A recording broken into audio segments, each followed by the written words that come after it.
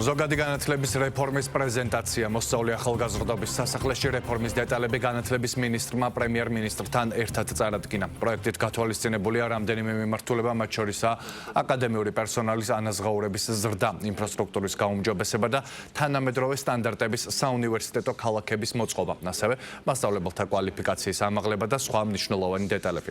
ცნობილი გახდა, რომ საჯარო სკოლების მე-11 კლასი პროფილური გახდება, სადაც მოსწავლეები მხოლოდ ეროვნულ გამოცდებზე საბარებელ საგნებს ისწავლიან. შემდეგი სასწავლო წლიდან ტესტურ რეჟიმში ყველა საჯარო სკოლაში პირველიდან მე-6 კლასის ჩათვლით სავალდებულოდ ბრუნდება სასკოლო ფორმები. ასევე მომავალი წლიდან საჯარო სკოლაში შესვლის შესაძლებლობა ექნებათ მხოლოდ იმ ბავშვებს, რომლებსაც 6 წელი 15 სექტემბრის ჩათვლით შეუსრულდებათ. განათლების მინისტრის განცხადებით, სასწავლო გარემოზე ორიენტაციისა და სრული ჩართულობისთვის მნიშვნელოვანია სასკოლო პროცესში მობილური ტელეფონების გამოყენების აკრძალვა, რისთვისაც შესაბამისი წესი შემუშავდება. ზოგადი განათლების რეფორმის გარეშე უმაღლესი განათლების სისტემის რეფორმირება არის შეუძლებელი.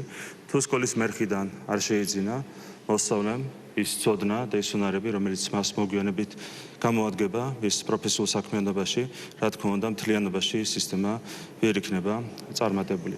აქედან გამომდინარე, ჩვენ განსაკუთრებული მნიშვნელობა მივანიჭებთ ზოგადი განათლების რეფორმას. ეს დოკუმენტი მომზადდა იგივე პრინციპით, როგორც შემუშავდა უმაღლესი განათლების რეფორმის კონცეფცია, ძალიან მოკლედ და ლაკონურად არის განსაზღვრული 8 ძირითადი გამოწვევა, რომლის წინაშე დგას ზოგადი განათლების სისტემა და მის საფუძველზე არის განსაზღვრული 8 პასუხი ამ გამოწვევებზე.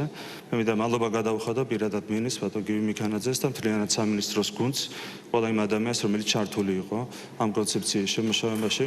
დარწმუნებულია, რომ ეს კონცეფცია წარმატებით აღსრულდება, რაც საბოლოო ჯამში ბუნებრივია თავის მნიშვნელოვან წვლილს შეიტანს ჩვენი ქვეყნის შემდგომ წინსვლასა და განვითარებაში. ყოველგვარი არგუმენტაციის და სიმყარის გარეშე არაერთი ოპონენტისგან მოვისმინეთ 12 კლასიან სწავლების შენარჩუნების აუცილებლობაზე. თუმცა ის არგუმენტები საკმაოდ სუსტი და არადამაჯერებელი იყო.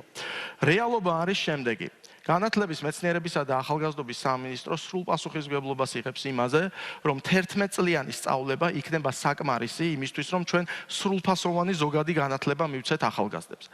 ამავდროულად ჩვენ ნებაყოფლობით კომპონენტს დავტოვებთ, რომლითაც ყოველი წლის მარტში გავხსნით სარეგისტრაციო ბადეს, სადაც ნებისმიერ დაინტერესებულ პირს შეიძლება დარეგისტრირდეს, თუ მას ექნება სურვილი, რომ მე-12 კლასშიც ისწავლოს და შესაბამისად მე-12 კლასი მათთვის სპეციალურად გაიხსნება შემდეგ სასწავლო წელს და ამით მათ ინტერესებსაც დავაკმაყოფილებთ. ჩვენ შემოგვაქვს მე-11 კლასში ეგრეთ წოდებული რეპეტიტორიუმი, როდესაც ბავშვებს ექნებათ შესაძლებლობა, რომ ისწავლონ მხოლოდ იმ საგნებში, რაც უნდა ჩააბარონ ეროვნულ გამოცდებზე და ეს იქნება ინტენსიური ერთწლიანი სასწავლო პროგრამა, რომელიც საშუალებას მისცემს თითოეულ მოსწავლეს, რომ მაქსიმალურად ჩაერთოს ჩვენ 2-3 წლის განმავლობაში ყველა სახელმძღვანელოს შევცვლით სკოლაში.